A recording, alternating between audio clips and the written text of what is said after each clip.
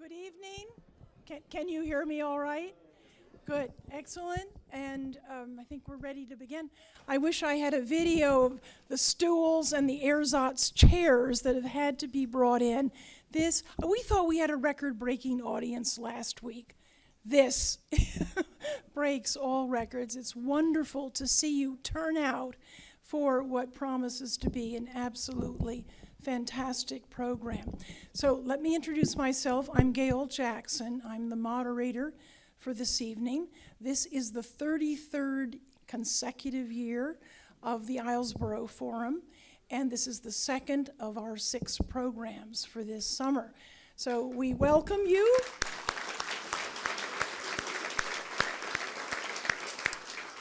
And the quality of the speakers that we are having is just a testimony to the treasure trove of people, connections, and contacts that we have on this island. We are so fortunate to be here.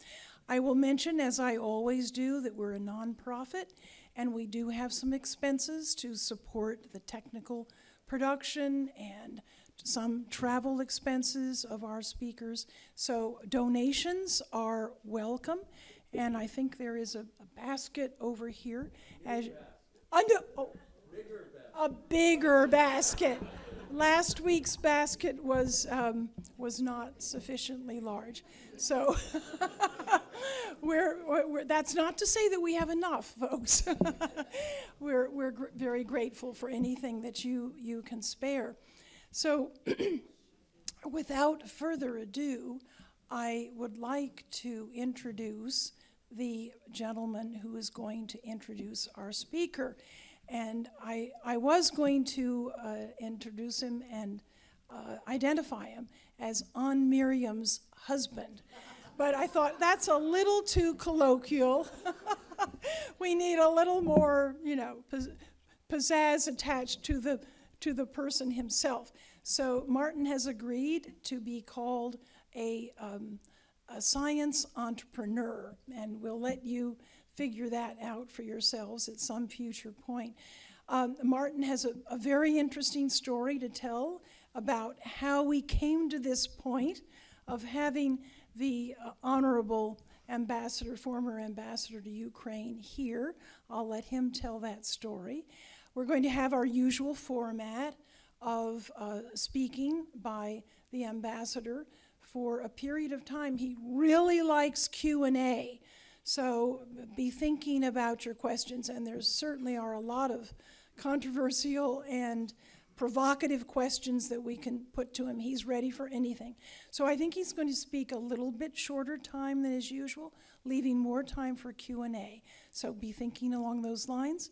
And without further ado, I will introduce and turn the microphone over to Martin Phillips to introduce our speaker.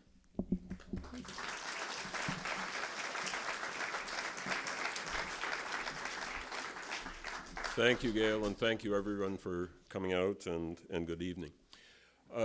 I think we're in for a very special experience to hear about one of the pivotal events of our time from someone who was at the center of a lot of those events and a principal in their development. I've not known Bill for long. We met by chance, and we've carried on a conversation since then, and I'll let Bill go through the particulars of how we met. Bill has been most friendly and gracious, which I think are the characteristics you would like in a diplomat. As you know, Bill was the chargé d'affaires in Ukraine in 2020 when the administration of the US government asked Ukrainian President Zelensky to open an investigation into the Biden's involvement in business and government there. Recognizing the impropriety of injecting domestic politics into international relations, Bill resigned rather than getting involved in something that he thought was unethical.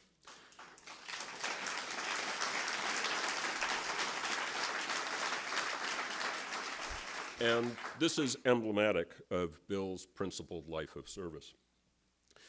Bill is one of the few hundred people in the United States government who keeps the ship of state on course through calm weather and heavy seas. And I hope that a naval metaphor is okay with a West Point grad.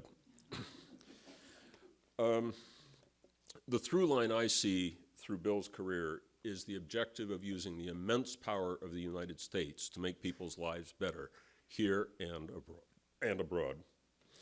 It's been a career of true public service, not for personal gain or fame, executed with great personal courage and principle, just to say, I did the right thing.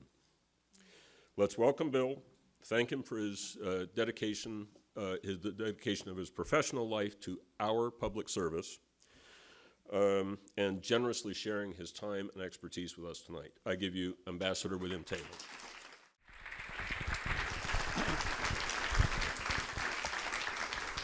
Martin, thank you very much. Gail, thank you for having me, and it's a delight, it's an honor to be here, to have this opportunity to talk with you. And as Gail said, the favorite part of these kinds of things for me is the conversation after I make a couple of remarks. So questions, disagreements, challenges, this would make it interesting to everybody, including myself. So I really appreciate being here. What I thought I would do, I've been to Ukraine now since the big war started, in February of 2022, since Russians invaded. The second time, we remember that they invaded first in 2014. But since the big war started, I've been there about 10 times. I'll be there again next month.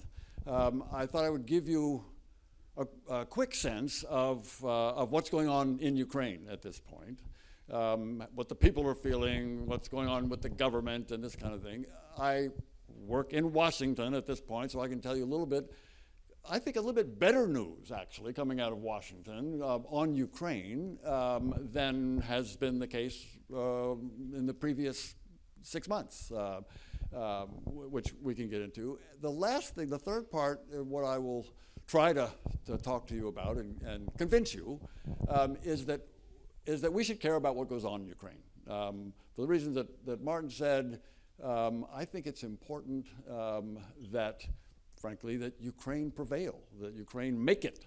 And I think it's in our interest. It's in our interest for that to happen, and I'll try to tell you why I think that's true. And then, as I say, the fun part for me would be the opportunity to have a dialogue, have a conversation with you. In Ukraine, first of all, to read the papers, you might think that the Russians are on the march. And that the Ukrainians are on their back heels, and it's only a matter of time before the Russians just take over the country. Well, it's not true. It's not true. So the Ukrainians have been fighting, have been defending themselves, again, since 2014 when the Russians first invaded, but really since February of 2022, which is about 1,250 days that they've been fighting, the Russian army. So they have defended themselves and have stopped the Russian army. Indeed, when the Russian army first invaded in February of 2022, they took everybody by surprise. Not quite everybody. There's the CIA folks that told many people, our CIA saw it coming. But when they told people, including the Ukrainians, that the Russians were about to invade, the Ukrainians didn't want to believe it. The Europeans didn't want to believe it.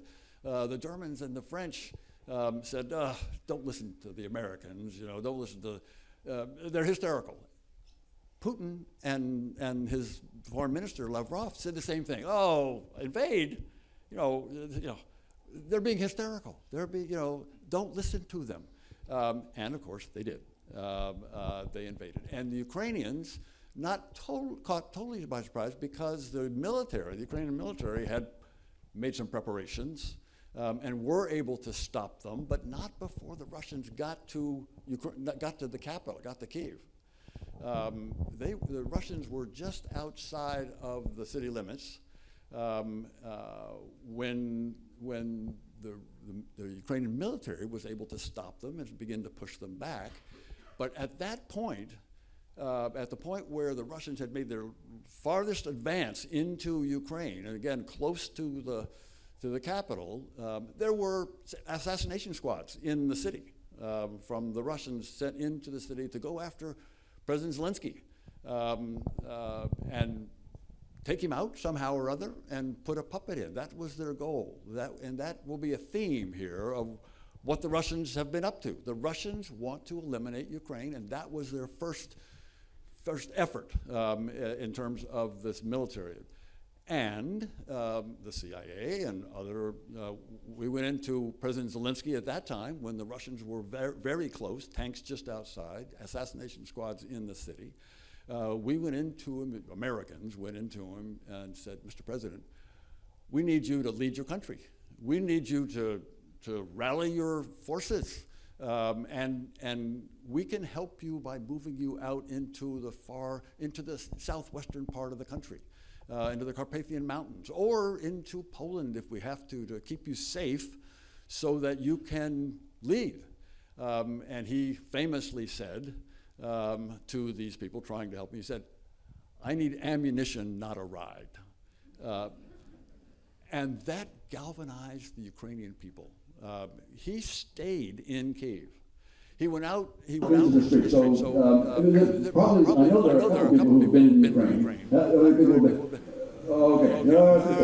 You will know, and others will see when you visit, which you should, in downtown Kyiv, there is there's a great cathedral, but also this street where the president's office is called Bankova. There's a Bankova Street, and there is an incredible building there, which all Ukrainians know.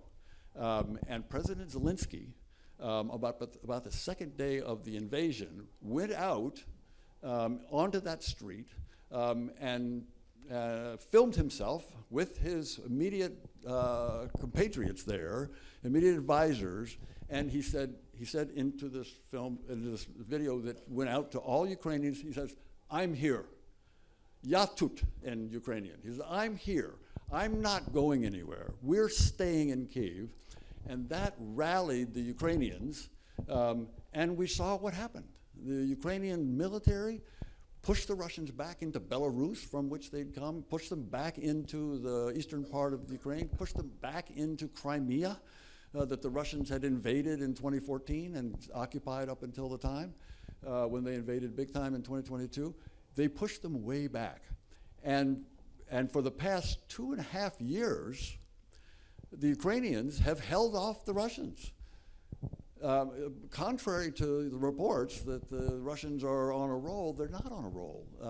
2 years ago, the Russians occupied 19% of Ukraine. So 81% of Ukraine is not occupied. 2 years ago, 19% is occupied. Today, after 2 years of holding them off, the Russians occupy 19.6% of Ukraine. It's not a big change. The Ukrainians are holding the Russians off. They're losing a little bit of ground. They're losing a little bit of ground almost daily. A kilometer here, a village here, a crossroads there. But when you look at the map, you can't see that. I mean, there's that 81% of Ukraine that is unoccupied, not undamaged, because what the Russians can do is bomb. And that's what they are doing. And they are raising that, the bombing. They are bombing more now than ever. More drones, missiles, cruise missiles, ballistic missiles are going into Ukraine. It used to be 50 or 100 a night. Then it was up to 400 a night. Now it's up to 700, 800. They could get to 1,000 a night in order to try to overwhelm the Ukrainian defenses. All to say that the Russians are still trying. They can't make very much progress on the ground. They've been pushed out of the Black Sea. This is, we don't read about this very much, but the Russians had blocked off the Black Sea from the Ukrainians, keeping them from being able to export their grain, of which they make a lot. And what the Ukrainians did without a navy. The Ukrainians they don't have ships, they don't have a navy, but with their navy drones, the Ukrainians have been able to push the Russians back out of the western part of the Black Sea so that they can reestablish their trade. And so the Russians have had to move even out of Sevastopol back all the way over to the eastern part of the Black Sea. This is to say that the Ukrainians are holding their own.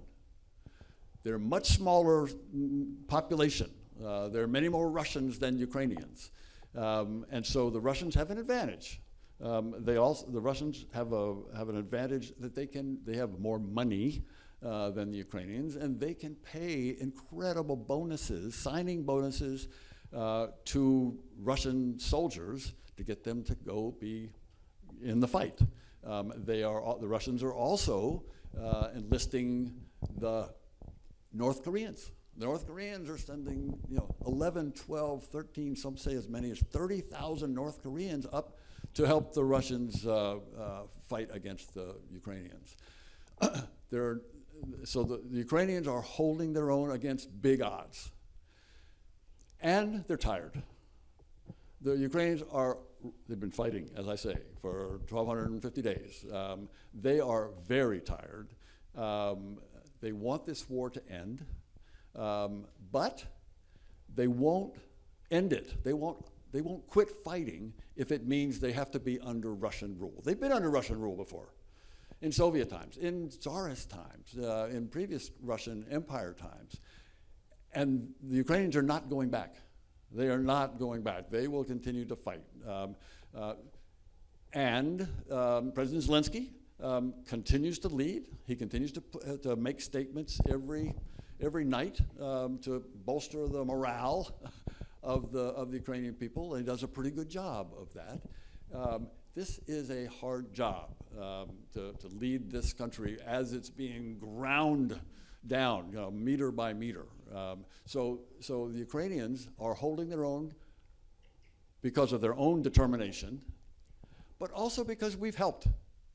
We've helped a lot, and the Europeans have helped a lot. The Europeans actually have provided, in terms of actual dollars or euros, even more than we have, and more than what the United States has provided.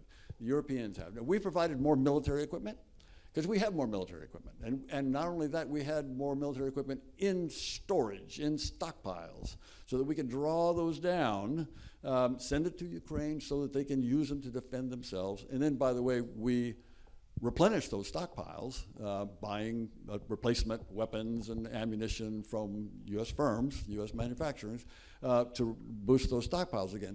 But the point is, we've helped. And the Europeans have helped.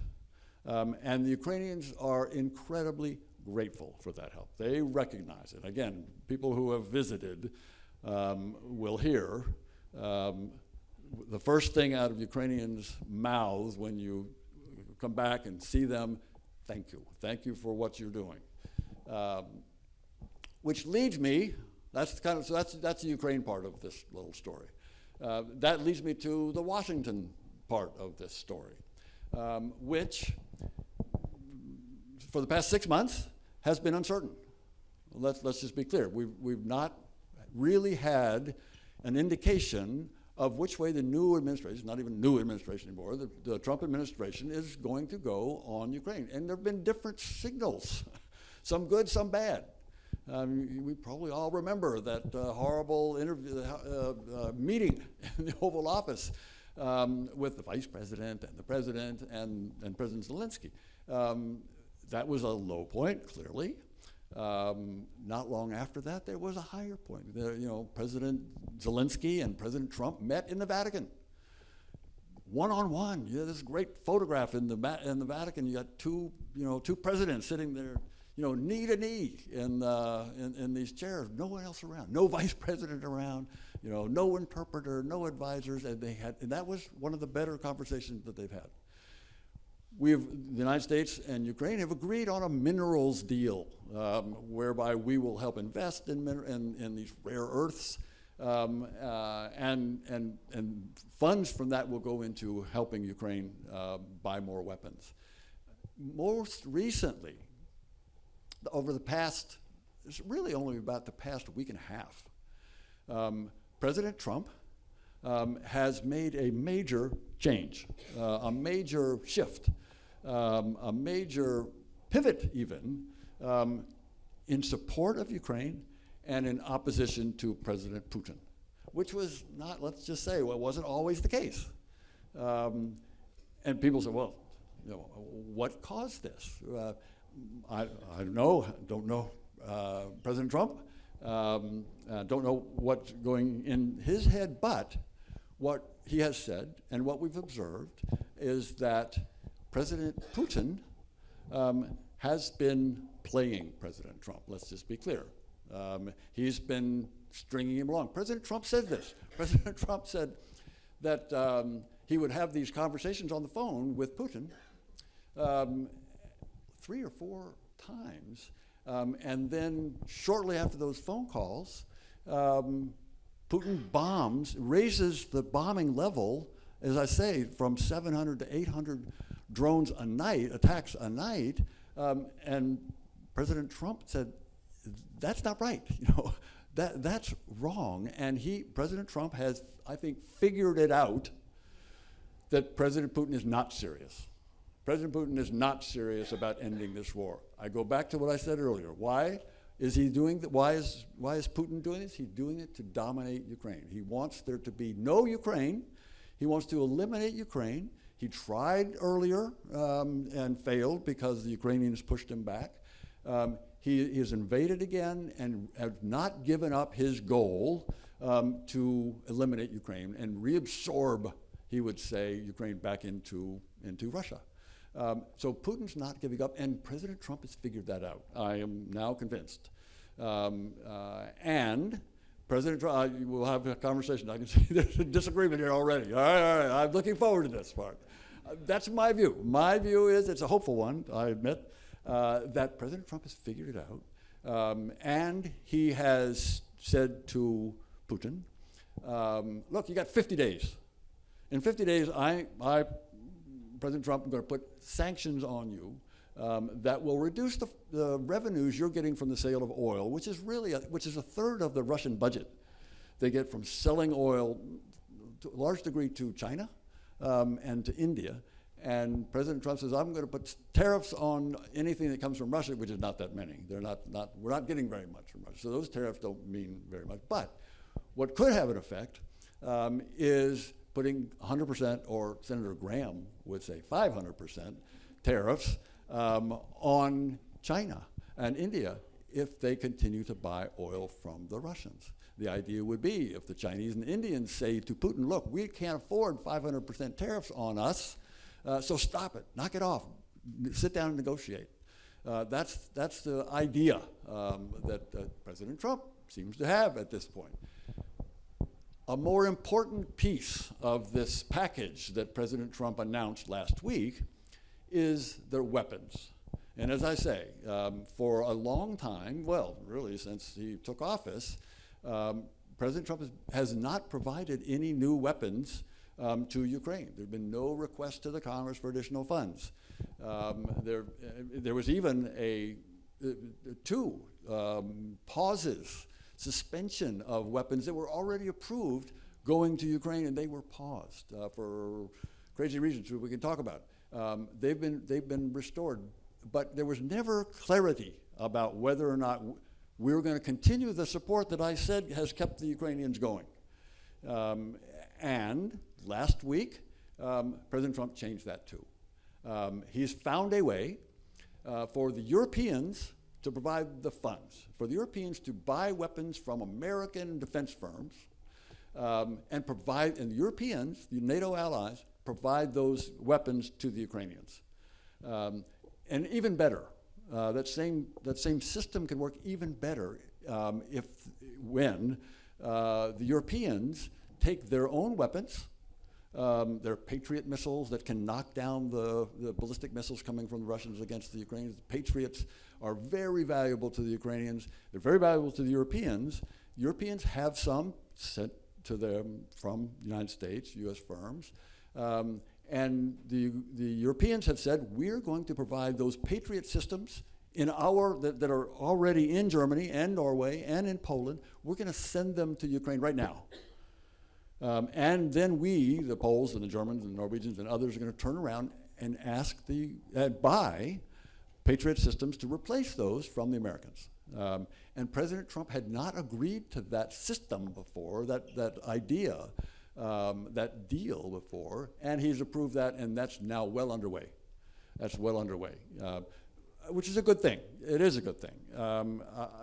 So the two pieces of the pressure that President Putin has decided, that President Trump has decided to put on Putin, the two pieces: economic threat of sanctions in 50 days, in about 41 days now.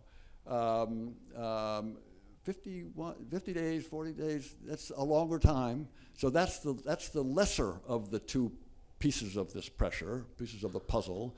The stronger of the two packages are the weapons, and they are coming. And that's a message to the Ukrainians in the first instance. The Ukrainians, I will tell you, again, I've been there a lot since the big war started, and they were worried over the past 6 months. They were worried whether or not we were going to continue to supply them, to help them, to be able to reinforce them, to provide the weapons that they've been using to stop the Russians. And when they saw this, again, I've got good friends in the Ukrainian army and good friends in and out of the government, good friends that I used to work with at the embassy when I was there. The morale was a big boost. The morale went way up after President Trump made that decision and that announcement in the Oval Office with the Secretary General of NATO, who was sitting there by his side when he did this. So it's a message to the Ukrainians that we're still with you.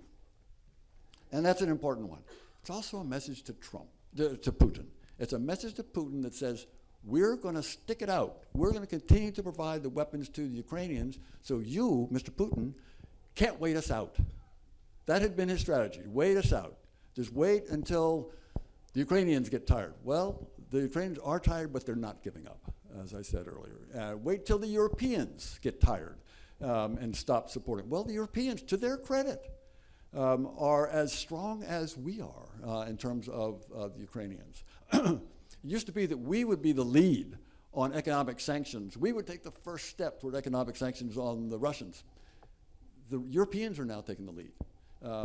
I hope we will follow them to put sanctions on. The Europeans' latest ones, this is our 18th package of sanctions the Europeans have put on.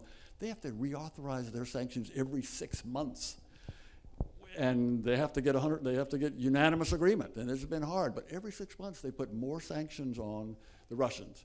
We used to be the leaders on that. We would do it, and then the Europeans would follow. Now, Europeans are leading on that. But that's an important message. And Putin thought that he could wait us out. He thought they would wait the Europeans out. He thought they would wait the Ukrainians out. He was hoping he could wait. He was hoping that the funds and the support and the weapons and the economic sanctions from the Americans, from his buddy Donald Trump, would mean that he could take over. Well, President Trump has figured it out, that's what's going on. And President Trump has now stood up, and I hope it's true. We can talk about whether or not this is going to last.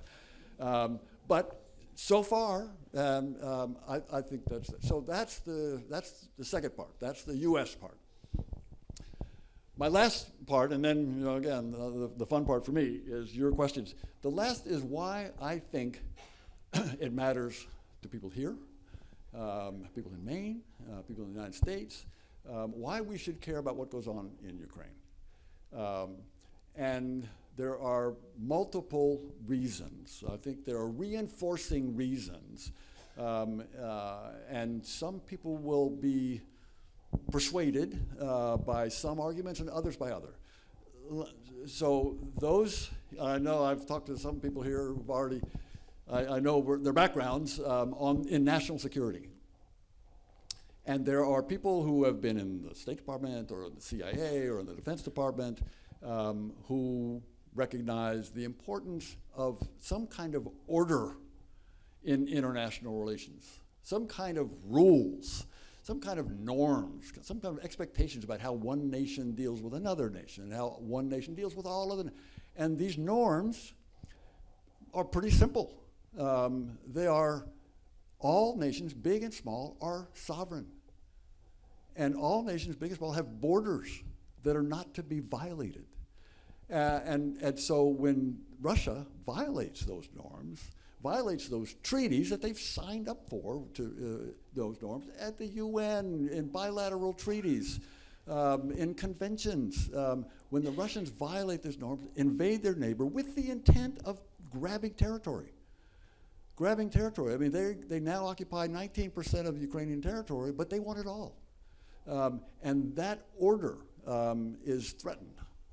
If we want to get back to an order where nations respect each other's borders and respect each other's sovereignty, then Russia can't be allowed to win.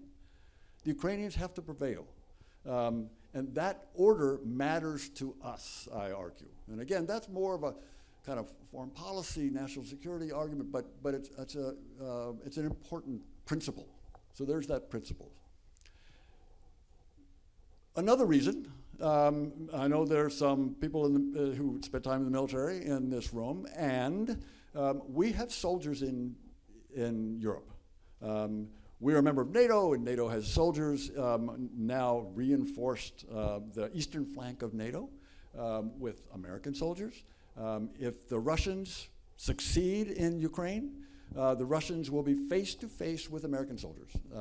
They're already face-to-face with some Europeans. I mean, you know, now that when Russia invaded Ukraine, two formally neutral nations, the Finns and the Swedes, looked over and saw what happened to Ukraine, that is, the Russians invading a sovereign nation, and the Finns and the Swedes said, neutrality doesn't get it. Neutrality doesn't protect us. So they asked to be members of NATO, and after some effort, in particular on the Swedish side, they're members. So NATO is stronger, but NATO is threatened dramatically, seriously, if the Russians succeed in Ukraine. That matters to us. We have soldiers there. We have commitments to European nations. That also matters to us. The third reason that I feel strongly about this is more of it's an emotional one. It's a moral argument, and that is the Russians have committed incredible atrocities, unspeakable atrocities. I mentioned that when the Russians first invaded, when they invaded the second time, when they first invaded in 2022, they got to the outskirts of Kyiv. One of the little towns on the outskirts of Kyiv is Bucha. And when the Ukrainians pushed the Russians back out of Bucha, and the Ukrainian military went in, and a friend of mine was in the lead unit of the Ukrainian army that went back into Bucha, they were horrified at what they found. The torture, the mass killings, the mass graves, the rapes, the kidnapping of children.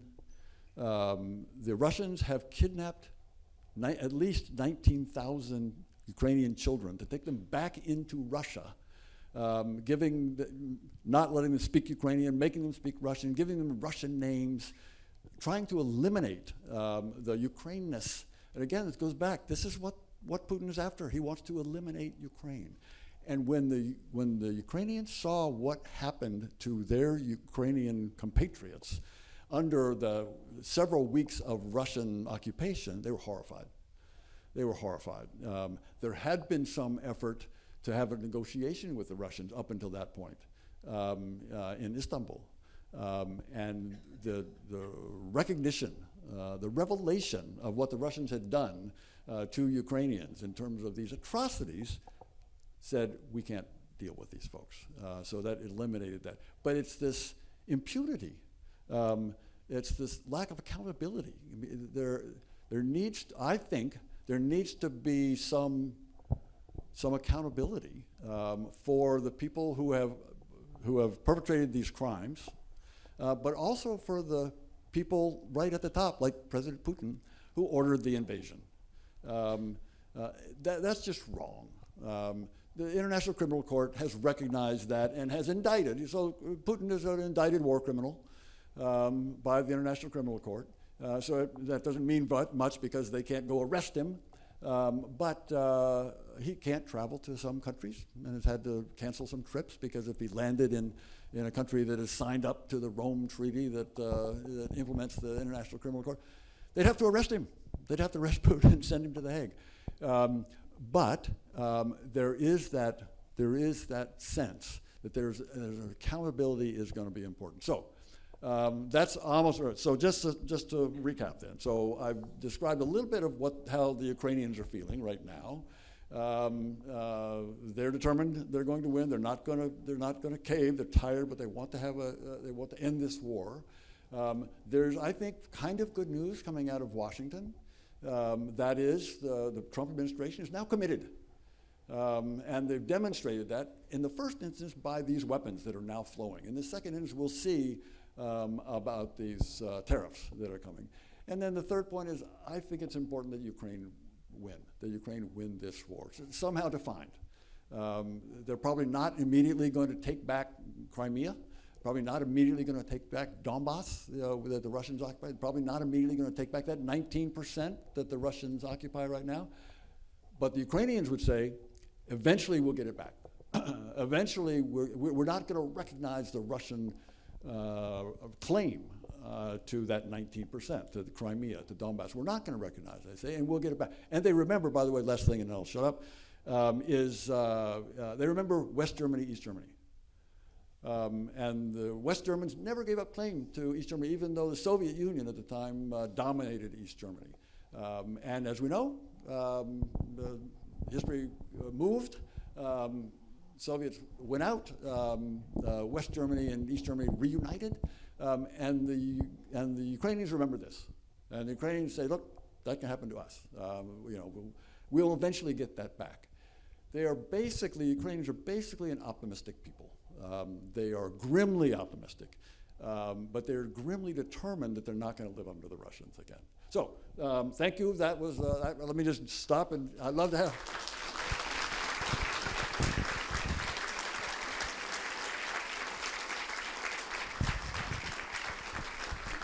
Thank you. Yes, Gail. Will you please move into the limelight?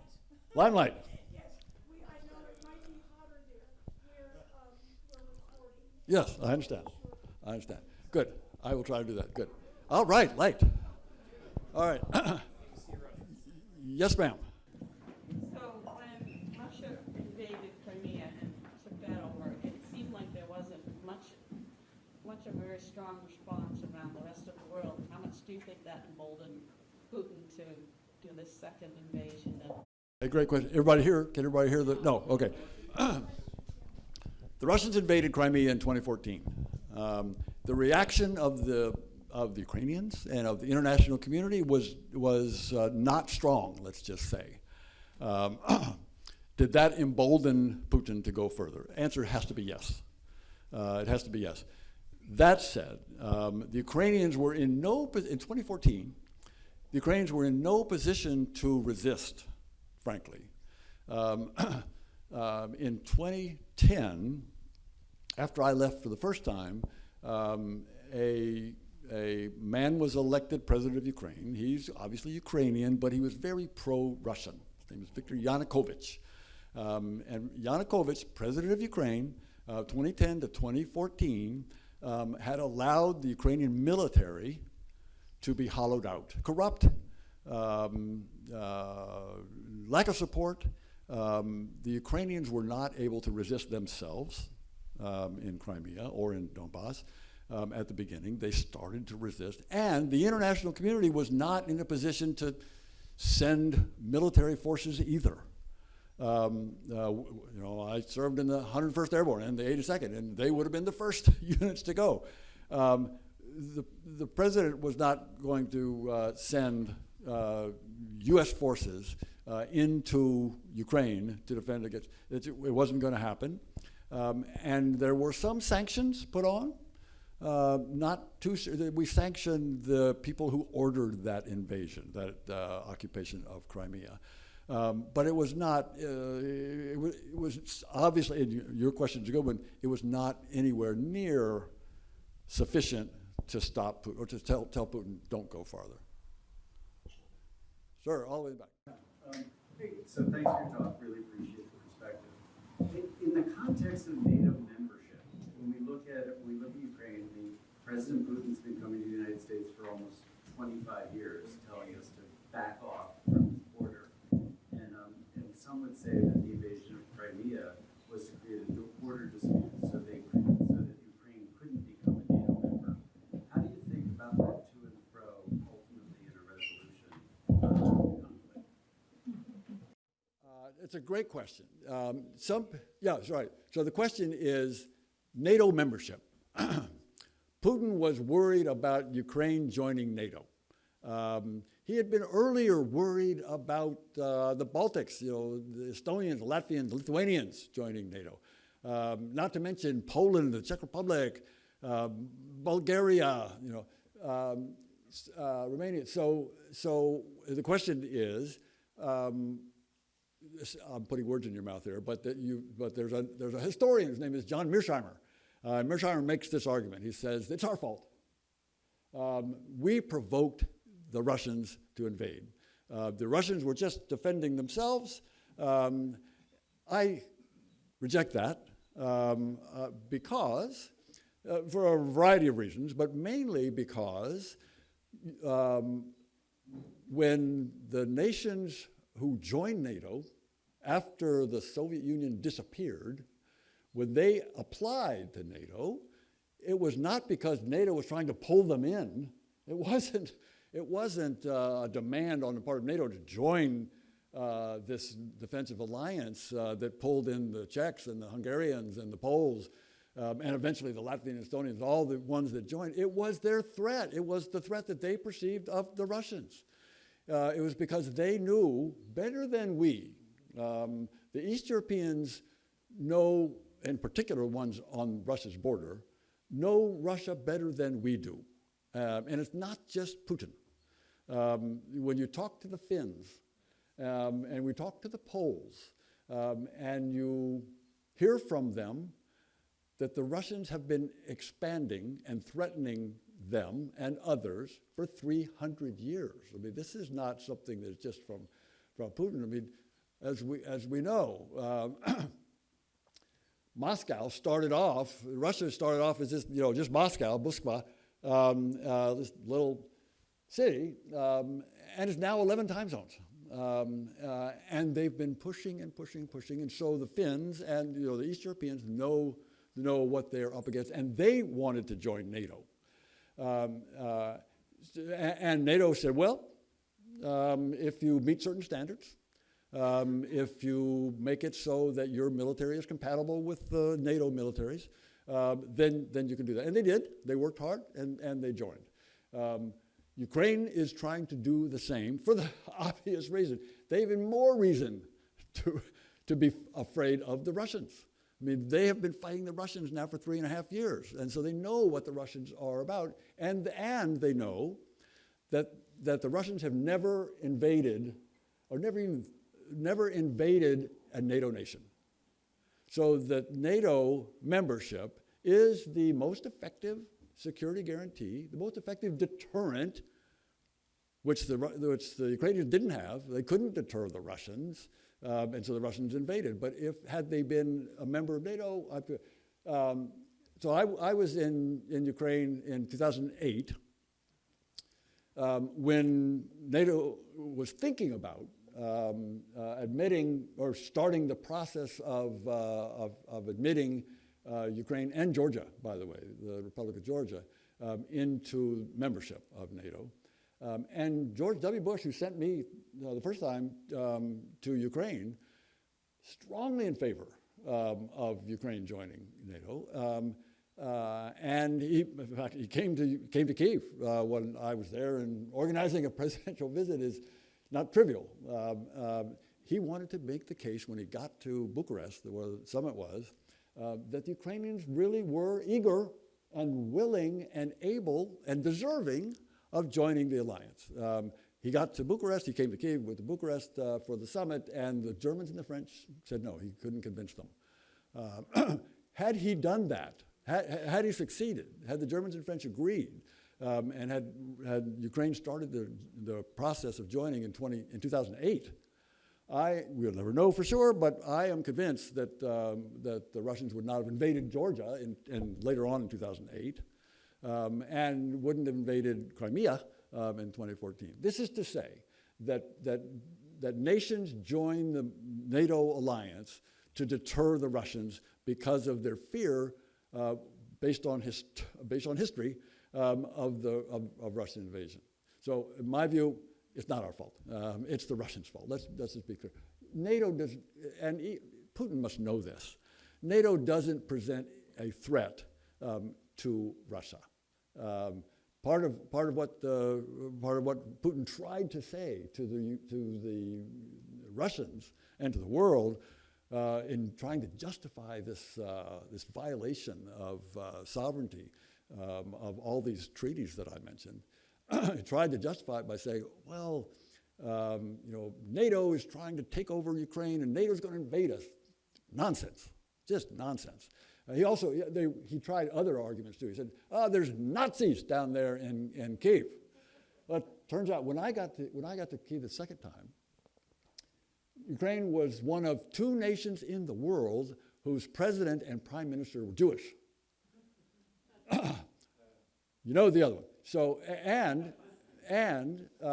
so to claim that there are Nazis down there that are is again nonsense.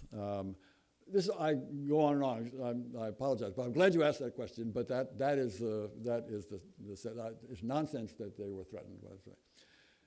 Yes, ma'am. Just to follow up on that, so I didn't know about the 2008 NATO membership. No. Could you just briefly say why Germany and France objected to that?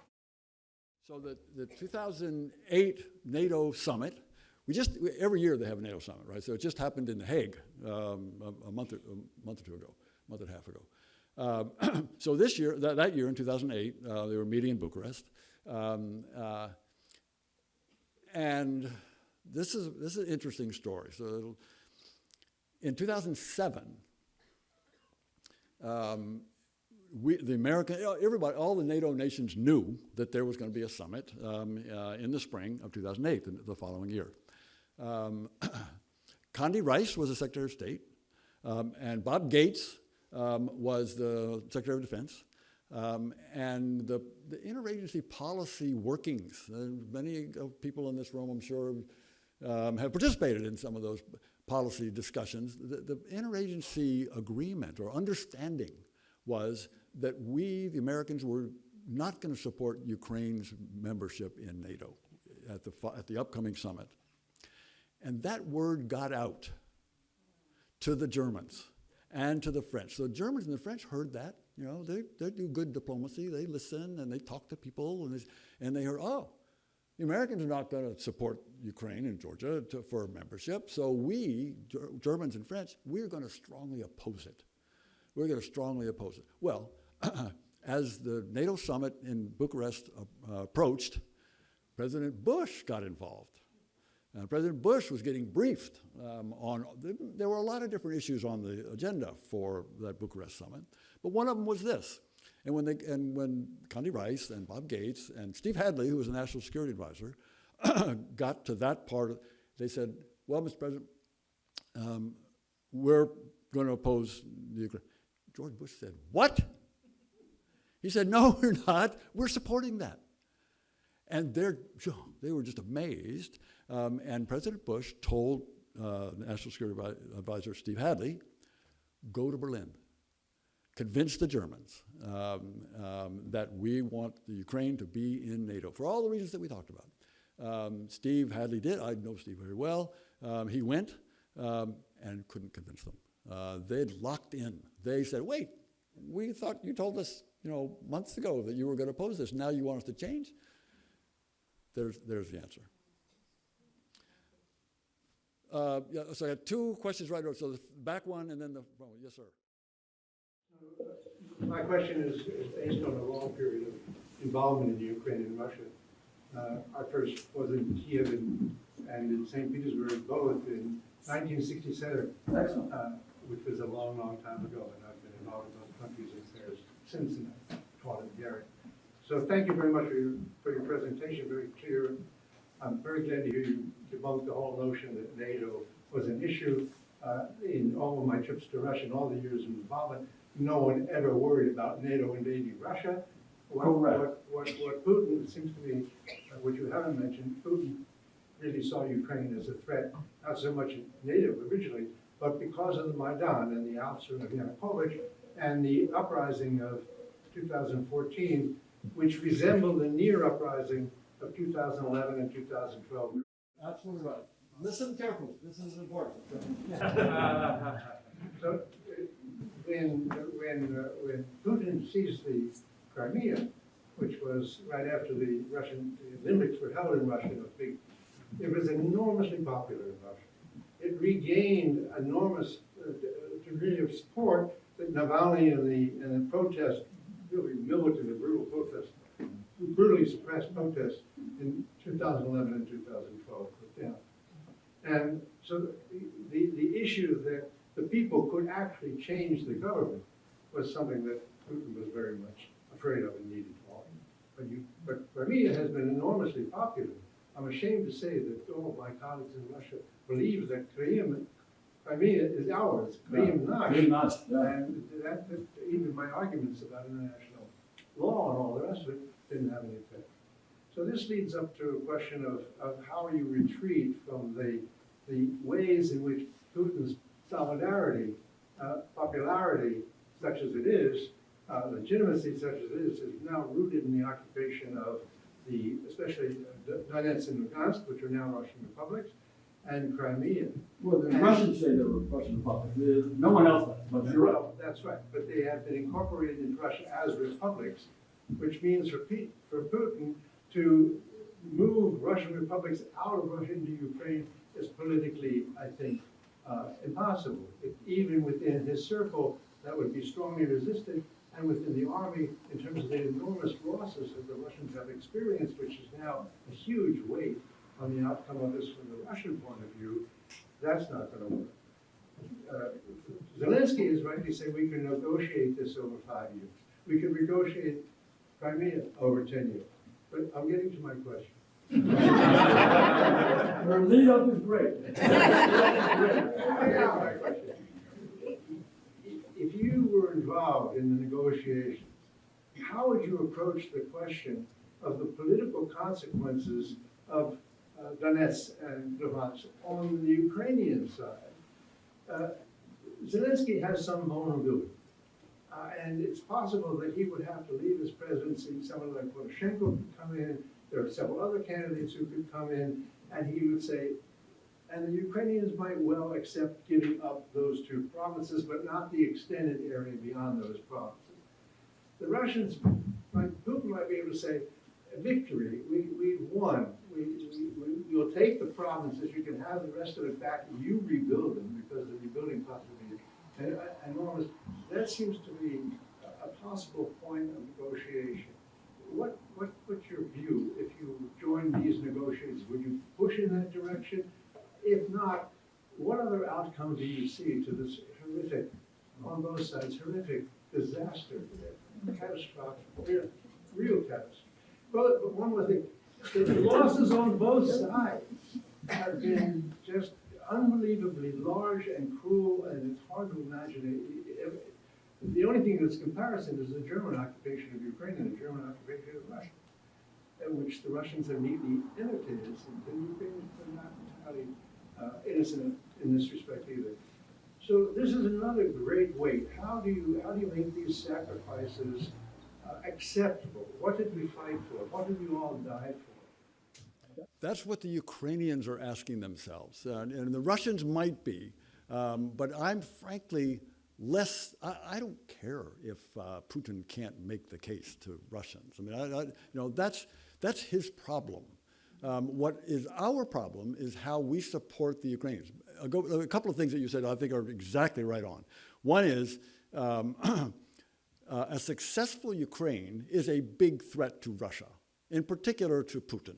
If Putin sees, and more importantly, if Russian people see their Slavic brothers that they've been so close to for hundreds of years, the Ukrainians, succeeding in joining Europe and becoming rich like Europeans and traveling like Europeans and having the ability to choose their own leaders, for heaven's sakes, like Europeans.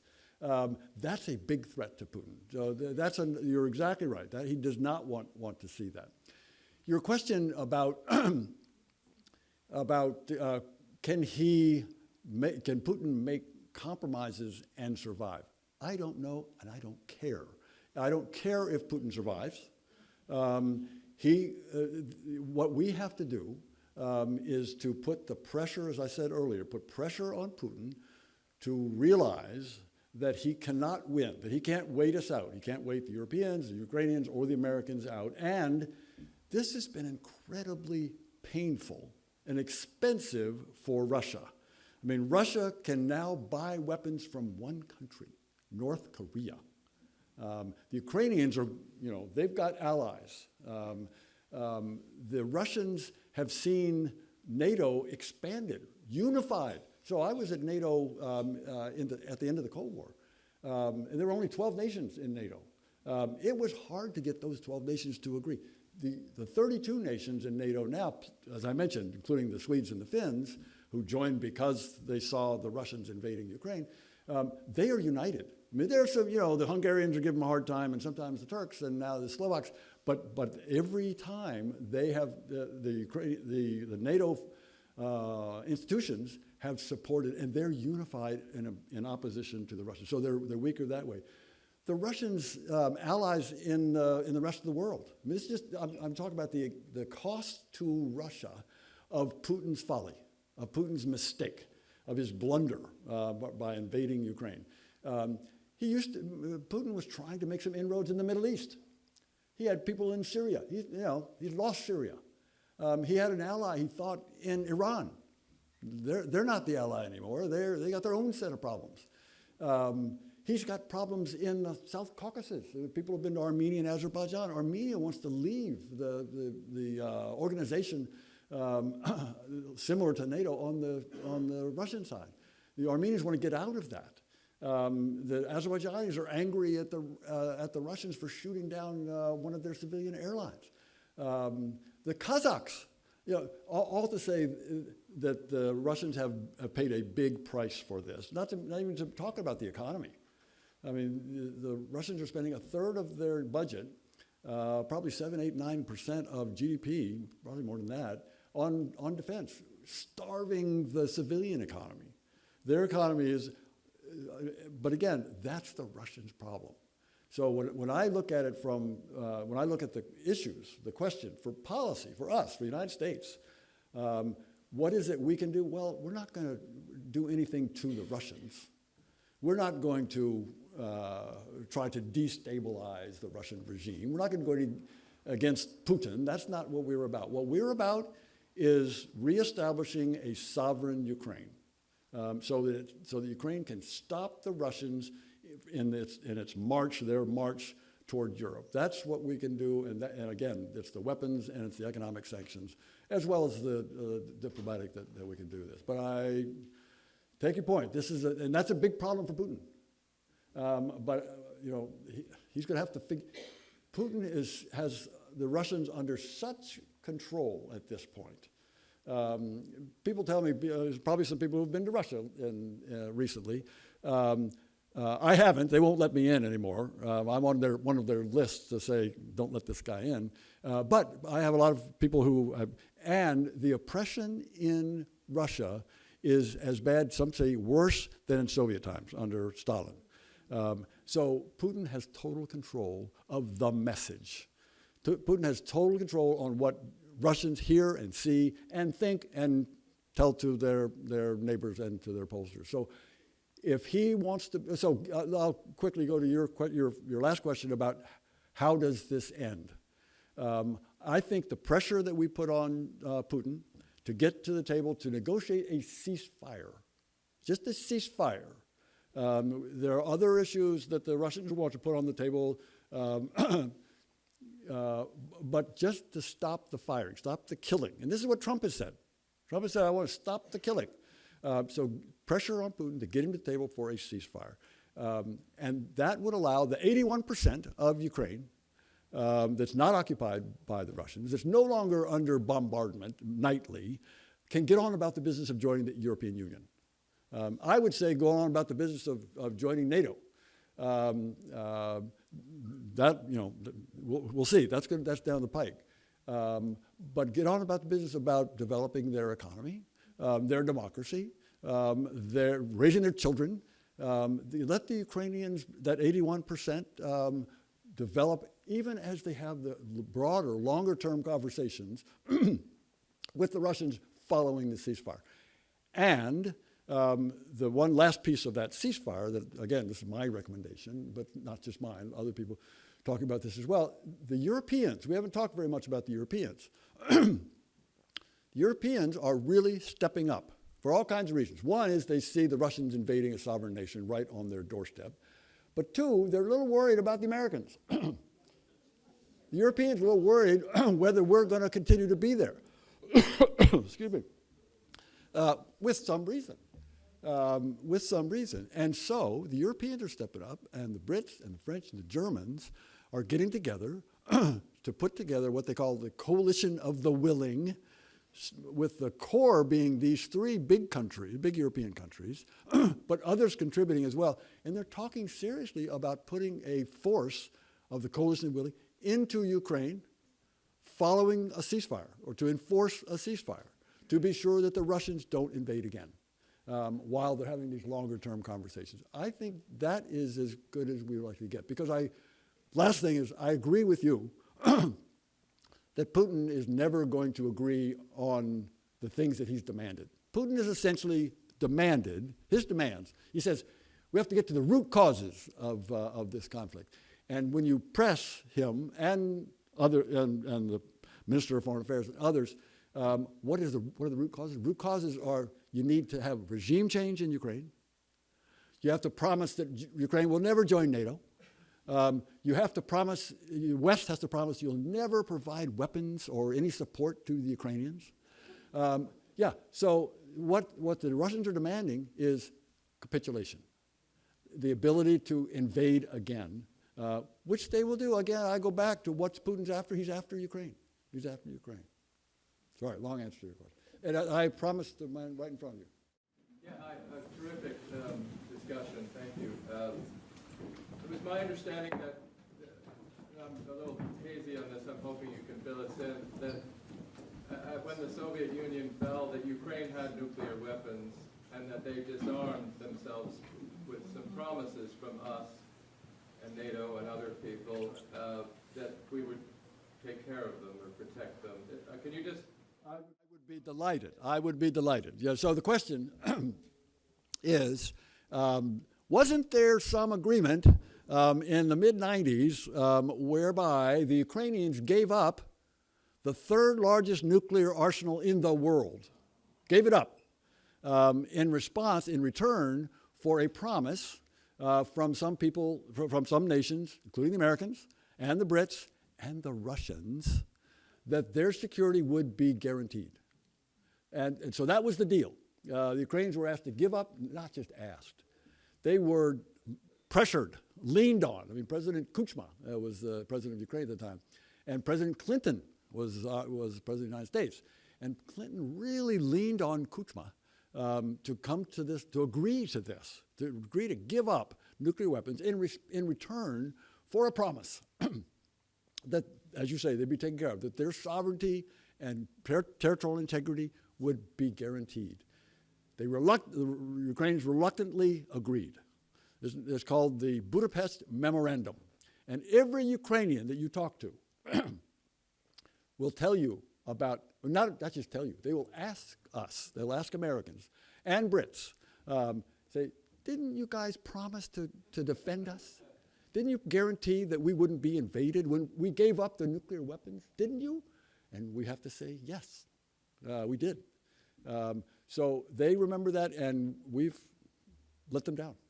We've let them down. Sir? Putin was no longer breathing.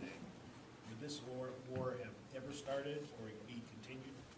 This is a great question. So the question, if Putin never existed, or if he had died, 20 years ago, would this war have happened? I think the answer is no.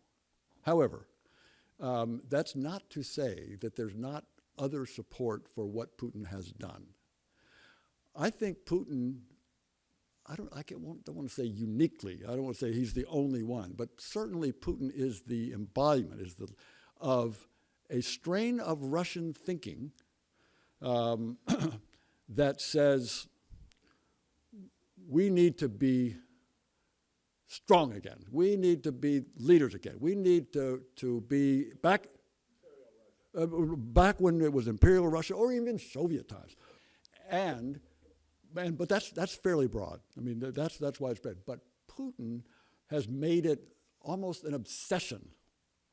I'm not the first one to talk about this. There are historians, kind of Michael Kimmage at the Catholic University who studies this. He says Putin is obsessed with Ukraine. And further, his analysis, again, I don't know Putin, I haven't met him either. But people who have studied him, have met him, say that it is an obsession, that he thinks that if he can take back Ukraine, dominate Ukraine, bring Ukraine back into the empire or the Soviet Union reimagined, that he will go down in Russian history in the same way that Peter the Great and Catherine the Great. And he would put Joe Stalin in that. We would probably disagree with that, but he thinks it's good to be associated with Joe. So that is the Putin. So I don't think if there had been another person there without that obsession with Ukraine, they would still have been aggressive, and they would still have been a problem for the United States and a problem for NATO and try to weaken it. But I think that, no, we won't know, but I think the answer is no. Yes, ma'am. So this is a very different type of question. I really appreciate your talk. It's terrific. I was in Kyiv, but way back in 1993, at the end of the Soviet era, things are very different.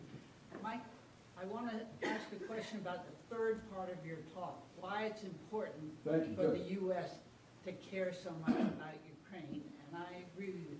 My question is there any danger that, or what's your view about MAGA supporters' view about the importance of Ukraine? Because I've been hearing all along, why are we in Ukraine? Why do we care about it? So the question is, part of the Republican Party, and so strong supporters of President Trump, MAGA, as you've said, have strong views about some things. One of them had been Ukraine. And we know what some of the others are that have been dividing the MAGA, the Epstein things and all that kind of craziness. But on Ukraine, maybe because of Epstein, the Ukraine thing has been pretty quiet. He hasn't gotten much push. Trump has not gotten much pushback for this big reverse. I mean, this was a pivot. This was a big change. This was a U-turn, whatever metaphor we want to talk about. And his supporters, the MAGA supporters, as well as others, have been pretty quiet about it, which in my own view, because I think it's the right answer, I'm glad that they've been quiet. And I think that he can convince them. I think, in fact, we've already seen some of that. Some of the MAGA types, certainly in the Congress, in both the House and the Senate, who used to be pretty skeptical of supporting Ukraine, and have even opposed some of the weapons packages, votes on weapons packages. They voted against sending weapons. They've changed. There are now 87 co-sponsors in the United States Senate. So there's 100 senators, 88 of them are co-sponsoring a sanctions bill on Russia. A bill that would put 500% tariffs, I mentioned this earlier, 500% tariffs on nations that buy oil and gas from Russia. That would hammer them.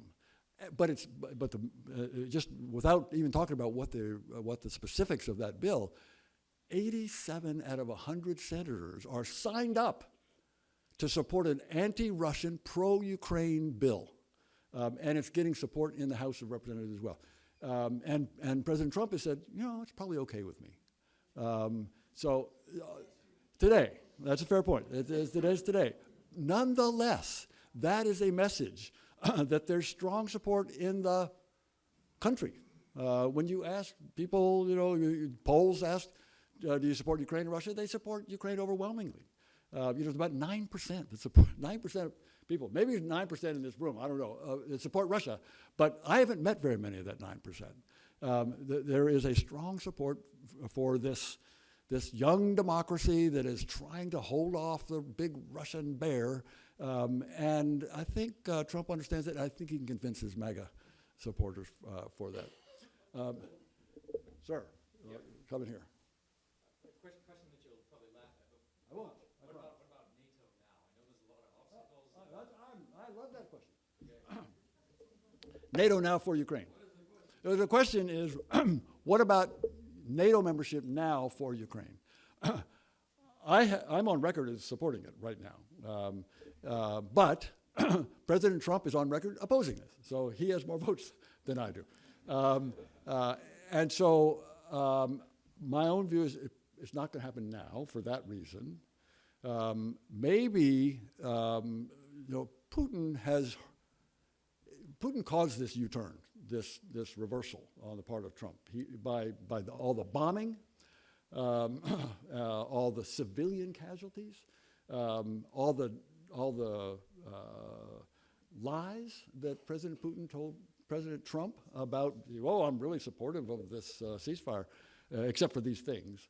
And President Trump finally figured Putin has been the problem there, and President Trump has figured this out, and maybe that will lead to a reevaluation of this question of NATO. My own view is they would be a benefit to us. NATO would be stronger with Ukraine in, with the kinds of weapons that they've developed, the kinds of capabilities. They're the only ones that have fought the Russians, and they've fought them successfully. So I think they would be a very strong contributor to security on this. Okay, so I had two. Yes, sir. Yes, please. You mentioned Finland and Sweden a number of times. Finland and Sweden, yeah. I remember when. Could you stand up, please? When Russia first invaded Ukraine, I remember saying to my wife, "Can you imagine what the Finns are feeling now?" No. And we were in Sweden last year, and it was remarkable how much less pacifist friends and family sounded. A Russian invasion will be. They're living in fear. But what is remarkable to me is we keep mentioning those two countries. Is there the same level of fear in the Baltic states? Is it in Estonia, Latvia, Lithuania? Why uniquely Sweden and Finland as opposed to them? It is not unique to those two. So everybody heard the question then after. So the question is, we've talked a lot about the Finns and the Swedes who were so struck by the Russian invasion of Ukraine that they dropped, in Finland's case, 3 generations worth of neutrality, and in Sweden's case, 300 years of neutrality. They dropped it when they saw the Russians invading Ukraine, and they moved to join NATO. And, as you say, public opinion supports that in both those countries. Public opinion also strongly supports that, supports Ukraine in the Baltic states, in Estonia, Latvia, and Lithuania. Strong. They're right on. NATO is now able to defend Estonia, Latvia, and Lithuania because of Sweden and Finland being in much better than we could without them. I mean, just look at that map. And the Baltic states are just so exposed up there without the Finns and the Swedes. So the Baltic states have, and also the Baltic states know the Russians. I've had good conversations with Estonians in particular. They know the Russians, and they are as hardcore anti-Russian and as supportive of Ukraine and as supportive of spending 5% of their GDP on defense as any other nation in NATO. So they're strong supporters there. We have one last question. Okay. Can we just I'll take two maybe, and I'll take them at the same time, Gail. It's a deal. All right. So here and here. Okay, good. Those two. Serious about actually ending the war and stopping this in terms of the Trump administration. Why don't we just step up and instead of doing what I view as a shakedown in terms of in terms of strategic minerals or grain or any of those, and the ineffective sanctions and the ineffective tariffs, because the tariffs don't work. Even on China, those tariffs are going to be there for a bit until somebody squeals and then they'll be off. And so why don't we just go ahead and say, here are the weapons that you need, particularly the offensive weapons. We now say you can use those offensive weapons to push the Russians back or to make the Russians pay attention to what it is. So why are we pussyfooting around with the with sanctions, ineffective sanctions, and the shakedowns? And let's just do it. Let's go for it. I totally agree. Fully agree. Fully agree. I would say also that these, what you mentioned, offensive weapons, the Russians invaded Ukraine. Anything that the Ukrainians do is defensive. So there are no offensive, defensive weapons in the category. But that doesn't take away from your point. Your point is, why not provide the Ukrainians with what they need to be able to first stop the Russians and then push them back? No argument. No argument. But I will tell you, the Biden administration was reluctant to do that. The Trump administration has only recently come to a position where it's explicitly supporting the Ukrainians. And so it's going to take some time to get there. I think they're moving in that direction, frankly. I think they're talking about weapons, long range, I will say long range as opposed to offensive, but long range weapons that the Ukrainians can use in Russia against military targets. And the Ukrainians have done it themselves. The Ukrainians, with their own drones in the back of trucks that were trucked into 1,500 miles into Russia, and then the trucks opened up, the drones took off and attacked the Russian airfields. The Russians fire against the Ukrainians' civilian targets, and the Ukrainians go after military targets. So we ought to enable that as well. I take your point and don't disagree with you about the effect of sanctions. And as I say, I think that's the least effective part of that. Right here. And we'll talk. So you haven't mentioned China at all. So what is, does China have influence? How is China playing this? Will China play any meaningful role going forward in how this gets resolved? Question is China. Are they going to play a role? What's their view? The Chinese are, I think, in a funny position, in an uncomfortable position. On the one hand, rhetorically, they've supported the Russians.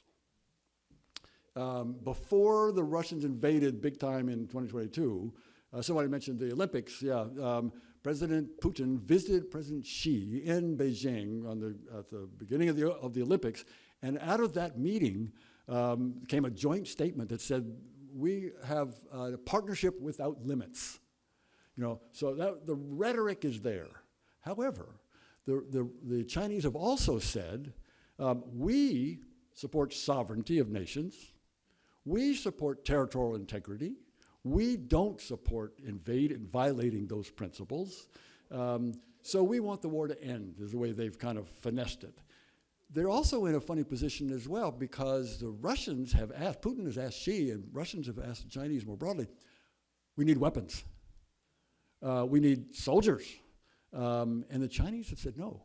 The Chinese have not sold weapons to the Russians. They have given them dual-use equipment and these microchips and other pieces of electronic gear that the Russians use to build their own.